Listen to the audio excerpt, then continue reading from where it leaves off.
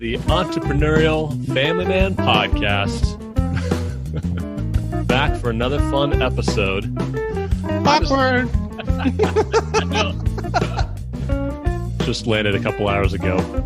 Part of the FM lifestyle, man. You have a lot of fun, and then boom, it's back to work. That is so cool. Just a few hours ago, literally. I mean, you guys ate breakfast together. I love it. It's back in the 80s. I don't know what's going on. I'm feeling bad. I wish my family could go hang out with one of you guys. Too bad I don't get an invite. So. Yeah. Like maybe, how about next week, Jamie? You come here to the farm next week. Are you serious? Oh, yeah. Bring the kids. Bring Ruthie. I'm Chris Niemeyer. I'm here with my friend Chris McCluskey, Jamie Slingerland, and Michael McGreevy. We are here. It's just guys who are crazy about our wives. We love our kids, and we want to thrive in business. We know we can have it all if we're intentional. Today, we're going to take a listener question. So let's listen in from James Lewis. Hey, EFM guys. Love the show. Getting a lot of value from you and the Facebook community. Love what you do. Hey, I have a quick question for you. So I am trying to grow my business, expand to more local clients. As an introvert, I sound pretty good on paper, but I feel like I lack some confidence in person. I'm looking forward to hearing what you all have to say about presenting yourself in person to potential clients and making the most of your time. Good question. Thanks for sharing that, James. It's solid that someone who's a self-professed introvert would pose this question, because I think one thing we want to debunk right away, let's just move into point number one, an introvert or an extrovert can do sales. You have to. The world is full of different types of salespeople. And I think we want to explore some of the commonalities around sales, around marketing, around this thing that's near and dear and at the heart of any business. Chris, you've had a couple of different entrepreneurial endeavors throughout your lifetime. Have you always been great at marketing? Because I just perceive that you are. Yeah, and the answer is no, definitely not. And it's because of actually the point you were just making there. I'm not actually by nature an introvert, but I'm also not by nature a strong extrovert. The 3 different times that I've taken the Myers-Briggs, I come out about even on it, just barely over on the E side. But that thing is looking more at where do you draw energy from? And I think what James's question is really begging is I'm not a naturally outgoing or gregarious person. Well, I happen to be that. But I had a mental rehearsal that I told myself, anytime I ever thought about marketing, and I said it to anybody else that would even remotely listen, I would say out loud, man, I don't market. I can't market. Oh my gosh, the thought of marketing just makes my blood run cold. Definitely not something I can do. And so guess what? I didn't. I couldn't. But the issue was not whether I was an extrovert or an introvert. The issue was not whether or not I could develop those abilities. It was that I was dead before I started, because I was refusing to start. I was telling myself something that became a self-fulfilling prophecy. And that's straight up. Oh, man. That is huge, Chris, because how many times do we tell ourselves something, especially if you're an introvert? How many times have you said, well, I'm never going to be good at sales or marketing because I'm an introvert, or I'm never going to be good at relationships because I'm more of a private person? Whoa. If some of those things are coming out of your mouth, then put the brakes on right there. This is possible for you too. Yep. I think a lot of people, when they hear, I've shared that story before, not here on the podcast, but when I tell people that, I get a skeptical look like, yeah, right. You were not uncomfortable with marketing like I'm uncomfortable with marketing. All I'll tell you is this, and this is the honest to goodness truth. When I started my first practice, my private practice as a psychotherapist, the gentleman that I joined partnership with in order to do that, I told him, look, I don't market. I can't market. I hate the idea of marketing, but I will do everything else in this practice. I will take care of all the grunt work, the stuff nobody else wants to do. I'll take care of all the bookkeeping, the taxes. I'll do the hiring and firing, oversee administration. I'll clean the toilets. I don't care as long as you do the marketing. And he looked at me like I was nuts because he knew what marketing was. And he's like, Chris, are you sure, man? Because I mean, this is just about like connecting with people and establishing relationships. And all that. Yeah, whatever. All I know is I can't do it. It really makes my stomach churn. So if you're good with it, great. And it took me about 3 years of watching how incredibly successful he was filling our caseload that I finally said, what in the world are you doing? This seems effortless.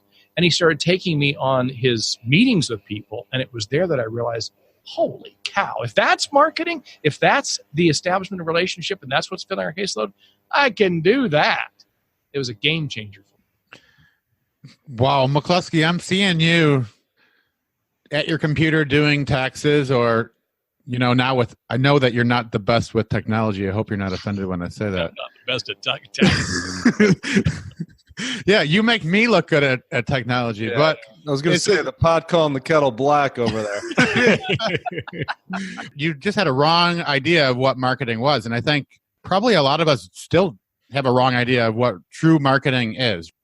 What I like about James's question here for an introvert, he's a guy who admittedly says he's well polished. We all know him in crafting an email and analyzing what it would take to communicate well. But then you get to that in-person time, right? The boardroom, the conference room, the coffee meeting, and introverts can tend to maybe seize up a little bit or get the sweaty palms even just thinking about that kind of a meeting. But I think the point here is anyone, whether an introvert or extrovert, can at least do a few things to prime the pump for that kind of meeting. And they're as basic as presenting yourself well, dressing appropriately for that kind of meeting, smiling. There's tons of studies out there that people who smile get a lot more than those that don't, right?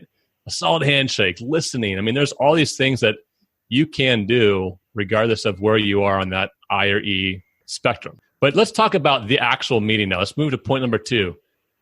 How about we start with some things what not to do in this kind of a meeting? There's a lot of stuff out there. There's a lot of noise about sales and how to do sales, especially in-person meetings. Let's talk about that. Jamie, you have anything on what not to do? Oh my gosh. I know everything what not to do because I've made all those mistakes. Between the 4 of us, we probably have hundreds of examples of how we've crashed and burned trying to make ourselves look really, really good. That's probably the best place to start, is that if we could get our eyes off our own presentation and think that it's all about us, that would be a really good start. I know McGreevy always says this on every podcast, but just be yourself. My gosh, like everybody else is already taken, so just be yourself. Again, what I would just say, it goes back to 2 episodes we talked about building trust and rapport. If you have friends that like you, you're probably a likable person. You need to show the people that you're connecting with that side of you. If you're an introvert and you can write a really great email, you're probably not the same, well-calculated person when you're at the barbecue with your friends. Try your best to do what you said. Just smile and be yourself. Firm handshake. Maybe hide behind like different crutches than you would in your office. You can hide behind a computer and other things. Like use other crutches. Practice your handshake and smile. And this is what I was thinking about earlier. As a school teacher, what I've learned is that the worst lessons that I had, they always started bad. And if you start your lesson really good on a high and you get the classroom in a good mood, or it's called an anticipatory set in education. You give an example that everybody likes, and then now you sort of prime the pump for the rest of the lesson being on that good momentum. Yeah, that's good, Jamie. And I remember being in some of these meetings, inexperienced, not really prepared to sell what I was selling. And my first thought is, how can I be impressive? So meanwhile, I have these enormous wet armpit stains down the side of my shirt because I was not impressive, like crazy, about to freak out and have an anxiety attack. And here I am thinking, all right, how can I make myself look so impressive that they're just going to want to pay me money for my service? And I was already sunk when I was thinking that way because I'm thinking about me, right? I'm thinking about, oh, what can I do and what can I say to make me sound amazing? If I would have been thinking about them and how I can serve them well, that would have put me in a much better position to even have a chance at getting business from them. So I think that's one thing right off the jump is it's not about you. It is about them. McGreevy, you got me thinking of that SNL skit where Chris Farley and that one lady are all sweaty. When I get really nervous, I smell their armpits. That's a great point, Michael. If I heard you right there, it's just don't keep the focus on yourself. You're there to hear their needs, their problems, and how you can solve them. Put the focus where it should be, and it's on that potential client. Chris, we're in this space where we've developed different businesses over the years, and there's a lot of noise out there about how to do it right and scripts to follow and formulas of success to start your business from A to Z or follow this framework. I mean, what's that look like in your journey? Filtering out stuff, and I mean, we're at this point not to do. What was something that you found, boy, this just did not work? Yeah, there's no shortage of programs, is there? No. All you got to do is type in marketing or effective marketing or some kind of a phrase about how to connect with people, and you'll get pages and pages on a Google search of programs and classes and courses and workshops and books and all that kind of stuff. And some of it actually is really good and solid. And like you said, a lot of it isn't worth the paper that it's printed on or the time that it would take you to watch the thing, because they encourage you to basically memorize a script or to take on some kind of a plastic persona that is supposedly built in order to create instant rapport with 3 easy questions, or just follow this protocol and they'll fall over themselves to say yes to your product. And I hope any listener knows immediately that stuff just is so much bunk. You just turn around and walk away from it. But that doesn't say that something like, for example, the classic Dale Carnegie book and program on how to win friends and influence people isn't gold, because it is. That is excellent material. The emphasis of what I would consider to be excellent material over stuff that isn't even worth you spending time on. In fact, it can hurt you, because it'll feed that notion that you need to impress, that you need to somehow come in and control and manipulate them through a gauntlet that's going to get them to yes, is that really effective connecting is always based on trust. People do business with those they know, like, and trust. Let's say the manipulation works. I almost think that's worse. If somehow you learn this mind trick to get somebody to say yes and then they agree to do business with you, what if they say yes and then they find out who you really are or that you don't deliver? And that's like 10 times worse than not even showing up at the meeting. You're absolutely right. Yeah. That's why we're talking about that point is to not do these things, right? There are so many programs out there that are formulaic and frankly manipulative. Avoiding that is going to benefit both you and the client long term. And Chris, you teed off point number 3 here is so key. It really is about the relationships.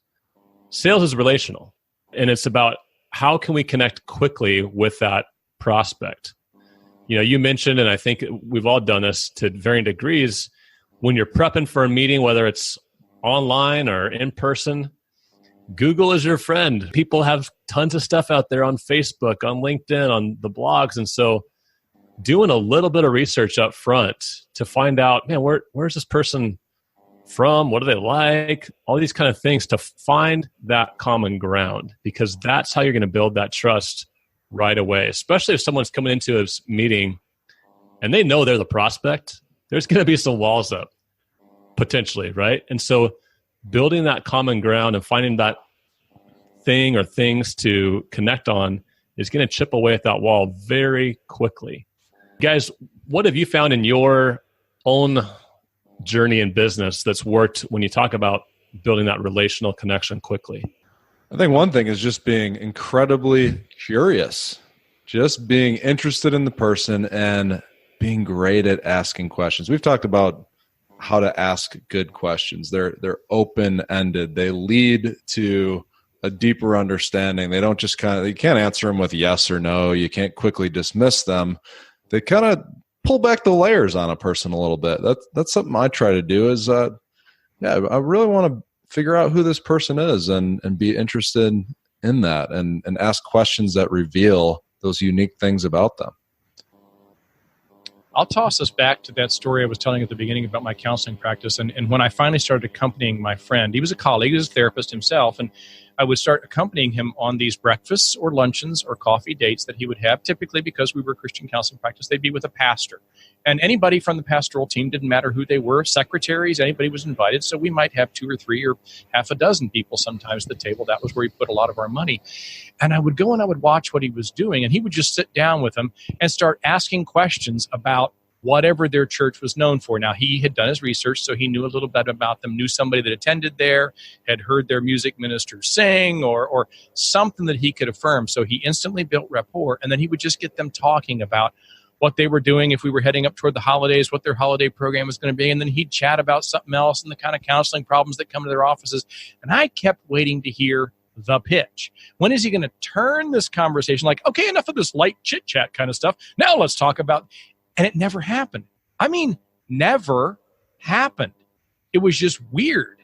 And we would literally finish up our meals sometimes, and we'd be getting up, and the pastor or whoever was there would say, well, do you guys have business cards or some brochure? Oh, yeah, my gosh. And he wasn't being disingenuous. He had actually forgotten. He'd open up his briefcase, and he had, our business cards on a little holder or some kind of a brochure thing. And so I'm walking out, and I'm going, okay, so I know you've done this enough that I know that must be how you normally do this, but I don't see marketing happening there. All I saw was that was a really fun lunch, and they seemed like really sweet people. But you almost forgot to give them our material. He says, yeah, and when they have somebody in their office next week with a counseling issue, we're the only persons they're even going to think about. The phone calls come because they know us. They know us, like us, and trust us. That's why they ring us. So if they don't have our business card, if they don't have our cool trifold brochure that we spent so much time designing, they'll go down the hallway and ask somebody else for our number. They'll call directory information. They'll get it. But the key is we're the only ones they think of because we connected relationally. We talked about what was important to them. Once again, I'll just say it was a game changer for me. I suddenly saw everything in a different light. In fact, I found a quote years ago. I think it's by Peter Drucker. And he says, marketing is what you do so you don't have to sell. The entrepreneurial bug that we have, this is not going to go away. This is something that we want to be business guys for years. You're driving to that meeting, and this is not your only opportunity to grow your business. This is a long-term play. You're going to continue to connect with people. And I've heard it also said you need several touches in relationships in order to build that rapport and trust to make the sale. And usually larger packages or bigger products, your customer needs more time and more trust in you. If you're trying to land these huge packages, I probably would encourage anybody, like if you're selling a house, like you're not going to go to one meeting and just close the deal. This is you're starting a relationship, getting the ball rolling, just like Chris, like that. Like the pastors in the office that you were talking about, and then the next week your name's coming up over and over again. That should be a goal, not just to have success this one time. We're playing a long-term game. Absolutely, Jamie. That's such a good point. The long game has been revolutionary for me because I used to think going into meetings, how can I close this? How can I get this business? Because if I walk out that door and I don't get this business, then it's done. When really what I needed to do, my goal had to be to connect on a deep level so we would have the opportunity to connect again and we could grow that relationship over time. And it really takes the pressure off too. And when there's a lot of pressure in a meeting like that, you just start to act weird and do weird things and it's uncomfortable. And if you feel uncomfortable, good chance that the other guy feels uncomfortable. Oh my gosh. Right? And yeah, we've talked about building relationships with friends and you know how like families almost have to date other families in order to figure out if they're the right mix with all the people involved. So I think of it. Sorry, my notifications here. I don't know how to turn them off here. I'm so sorry. But technology whiz on the. Yeah, I'm thinking a challenge. Even I know how to do that. No, move Jamie, go ahead. into the lower spot, Jamie. Oh my gosh, I just got too bugged. I'm just thinking of the introvert that's listening to this that really resonates with that question because they have those issues. What if you thought this meeting that you're going to is starting off a long-term relationship that's going to lead to business? Not necessarily immediate, but you're planting seeds that are going to eventually go to harvest and create big things. Yeah, I think that might even be a quote. I know I've heard that before, that you need to approach it, not that you're closing a sale, but that you're opening a relationship. And if that's how we approach these kind of meetings, then that's the frame of mind you want. And I think as we talk about relationships, then point number 4 is leverage the relationships that you already have. And so let's talk about this in terms of you have clients that are on your books that you've done work for. How can you get a referral from one of them? What are you doing to ask some of your key clients already, hey, who do you know that might appreciate this kind of service? Because, and we've all heard these kind of stats, but it is so much better use of your marketing dollar, let's say, to develop your key relationships now and ask for referrals from them than it is to spend 10 times that amount trying to get a new cold lead. What is the acre of diamonds underneath your field that you already have? I just got a new client because I reached out to an old client that I hadn't talked to in a while. We can go back to these old clients that we had and strike up a conversation with them and even have a coffee or just reach out to them without any expectation either, and just see if there's that rapport and trust, then maybe they're going to know of somebody that needs our service. Oh, absolutely. That's a good point. It doesn't have to be the same service too. As what you offer grows and evolves, you're likely going to have different types of things to offer. So maybe you serve them really well in one area. Maybe you built an amazing website for them, and now you also do some SEO work, or you do some graphic design, or whatever that might be. You can also reintroduce that as their journey continues. Maybe they need something else that you offer. Definitely. There's many books that I use in teaching people how to market effectively. One of my favorite ones is a gem of a read, and partly because it's so easy. It's just filled with little tiny, like 2-page chapters that are key things that effective marketers can do. The book is called How to Become a Rainmaker. And one of his many points in there is, when you have an active customer, always be in the mindset of mid-job, next job conversation. So while you are serving them well and they're loving it, be listening for and thinking about, how else could I serve this person? The best customer you can get is the customer you already have, either because they can refer other business to you and or because they have other things that you could do literally for them. So being in that mindset, you're not going out with a cold call. This is a really warm relationship. They're loving what you're right in the thick of. Great place to expand that connection. Yeah, I'm thinking of just my first company, Mission Travel, which was, an online-based travel company in a very niche market. And people asked, how did you start that? And it was like, well, it started with one client. And then as we kept on getting new ones, I would ask that same client who was new, can you refer me to 2 other people? And I just kept on doing that, right? I think that's something we all have to do, whether you're in coaching or whatever service or product you're selling. How can you look at your existing client base and being very intentional? I love that mid-job, next job focus there, Chris, because that is really key. What's that look like, Jamie or Michael, in a coaching relationship or other kind of businesses that you guys have? I think that's really been true in my business. As I serve people well, there's opportunities to serve them in different ways in the future, or again in different areas of their lives. That's really been why my business has been able to continue, is because I've gone back to those people that I've served and asked them again, hey, I have this new thing coming up. Thought you might be a good fit for it. What do you think? Sometimes it's not the right season. Sometimes it is, but they already know me. They already have experienced me as a coach. They know what they're going to get. And that's a comfortable transition, going from somebody who's not my client to being my client again. Great point. And the circles that we are in, we've all gained a lot of business because of the type of conferences. As we join mastermind groups, we hire people to do products and services for us because we can't do it all and we don't want to do it all. It's hard when you start off a business to really invest in your business. If we look at the clients that we have, a lot of them have come because of the circles that we hang out in. As your business grows, if we're going to leverage relationships, you got to think of what other circles you need to get in that people need these products and services at. If you go to a really small church, there's only a little group of people that know you all the time you're hanging out with.